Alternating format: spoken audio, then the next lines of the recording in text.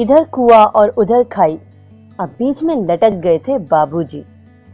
जिंदगी भर की पूंजी 3 लाख रुपए गुंडों को देते हैं तो उनके और उनकी पत्नी के दाल रोटी और दवा दारू का इंतजाम कैसे होगा? और पैसे नहीं देते हैं तो संतान मुंह आड़े आ जाता है।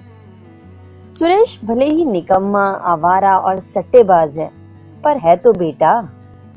उन्हें समझ नहीं आ रहा था कि सट्टा उन्होंने खेला है या लड़के ने। सुरेश ने तो मुंह लटका कर कह दिया था, बाबूजी, सट्टे में 3 लाख रुपए हार गया हूँ, मेरे पास तो है नहीं। आप दे दो तो बच जाऊंगा, वरना वो मुझे जिंदा नहीं छोड़ेंगे। उनके हाथों मरने से अच्छा है कि मैं खुद ही आत्महत्या कर लूं।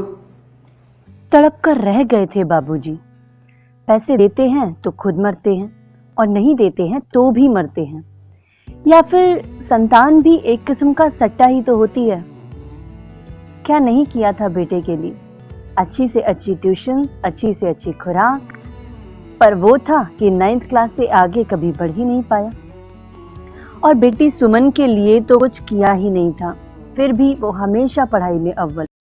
लेकिन बेटी तो पराया धन है, उसका होना ना होना बराबर है।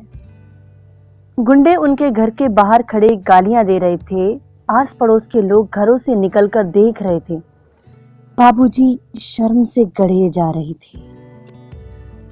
जब बर्दाश्त नहीं हुआ तो एकाएक चेकबुक निकाली और साइन करके सुरेश को देते हुए बोले, ये लो, बैंक से कैश करा कर दे देना।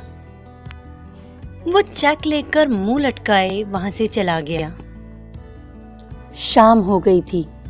पत्नी ने सामान की लिस्ट उन्हें थमाते हुए कहा, सुनो, बाजार से कुछ सामान ले आओ। जो होना था वो हो गया, मिट्टी डालो उन सब बातों पर। जल्दी जाओ, अंधेरा हो गया तो आपको परेशानी होगी।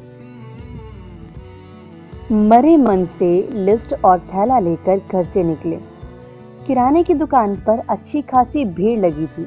दुकानदार ग्राहकों का काम निपटाने में लगा हुआ था, तो वो भी पीछे ही खड़े हो गए। एकाएक दुकानदार की नजर उन पर पड़ी तो बोला, अरे सर, आप आइए आइए, ये सामान की लिस्ट मुझे दीजिए आप।